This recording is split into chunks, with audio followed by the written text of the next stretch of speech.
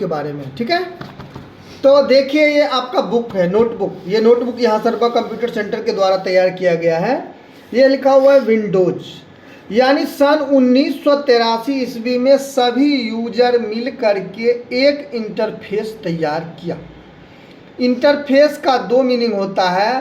पहला मीनिंग ये होता है कि आपके द्वारा जो कंप्यूटर में डाटा डाला गया उसको आमने सामने लाना।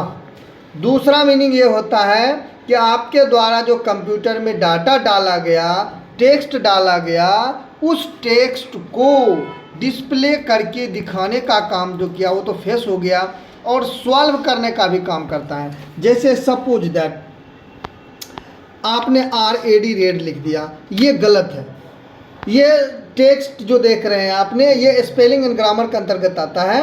तो यानी टेक्स्ट के रूप में जो दिखा रहा है, कैरेक्टर यूजर इंटरफेस का काम है कैरेक्टर को सॉल्व करने का काम करता है, हल करने का काम करता है। लिखा हुआ लेटर है उसको गलती बताने का काम करता है। आप चाहे तो इस पर राइट क्लिक करके सजेशन देगा, यहाँ से भी आप कंप्लीट कर सकते हैं। वैसे F7 जो है इसका होता है फंक्शन की से दबा के आप F7 के मदद से भी इसको सुधार सकते हैं। तो चले हम आते हैं कि मैं बता रहा था कि इंटरफेस दो प्रकार का होता है, एक CUI, दूसरा होता है GUI। CUI का full form character user interface होता है और GUI का full form graphical user interface होता है। तो ये टेक्स्ट यूजर इंटरफेस टेक्स्ट को सॉल्व करने का काम करता है, ठीक है। अब है ग्राफिक्स यूजर इंटरफेस। ग्राफ मतलब होता है पिक्चर यानी फोटो, यानी आपने जो देख रहे हैं ये पिक्चर के रूप में बना हुआ है, इसको हम ग्राफिक्स मोड कहते हैं, ठीक है। ये जो नीचे लिखा हुआ है इसको टेक्स्ट मोड ऐसे भी आप कह सकते हैं। अब उससे बताते हैं आपको विंडोज रिलेटेड सम टर्म, विंडोज से संबंधित आप क्या क्या कर सकते हैं। देखिए पहले चलता था विंडोज 98। विंडोज 98 जो है वो सन 1998 ईस्वी से संबंधित है। यहाँ भी देखिए मैं आपको लिख दिया हूँ सन 1998। तो जब से विंडोज 98 आया तब से मल्टीमीडिया एवं इंटरनेट की फैसिलिटी हो गई।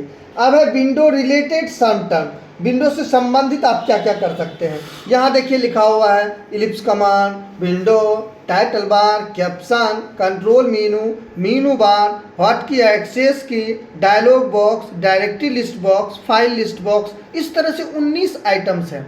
तो पहला मैं आपको बता रहा हूँ इलिप्स कमांड। यहाँ देखिए मैं नोटबुक में भी आपको बता दिया हूँ इलिप्स कमांड क्या है ये। तो इलिप्स कमांड जिसके आगे 3 डॉट का चिन्ह लगा हुआ हो। यहाँ देखिए मैं आपको दिखाना चाहूँगा कि जिसके आगे 3 डॉट का चिन्ह लगा हुआ, यहाँ देखिए, यहाँ इसको जूम करके दिखाइए आप। यहाँ देखिए 3 डॉट का चिन्ह लगा हुआ है ना, तो जिसके आगे 3 डॉट का चिन्ह लगा हुआ हो उसे हम इलिप्स कमांड कहते हैं। इलिप्स कमांड मतलब होता है इनकम्प्लीट, मतलब अधूरा। देखिए ये पूरे बात दिखाया है ना। तो जिसके आगे 3 डॉट का चिन्ह लगा हो उसको हम इलिप्स कमांड। जैसे यहाँ देखिए शर्मा कंप्यूटर सेंटर है, तो कंप्यूटर लिखा हुआ है, उसके बाद राकेश के बाद जो है देखिए 3 डॉट दे दिया, मतलब इसके अंदर और सारे लिखा हुआ है, राइट। उसके बाद मैं बताता हूँ विंडो। यहाँ देखिए चित्र के साथ भी मैं आपके नोटबुक में दिखा दिया हूँ। तो ये माइक्रोसॉफ्ट वर्ड आपने खोलेंगे कैसे, तो आपने स्टार्ट पर क्लिक करेंगे, ठीक है।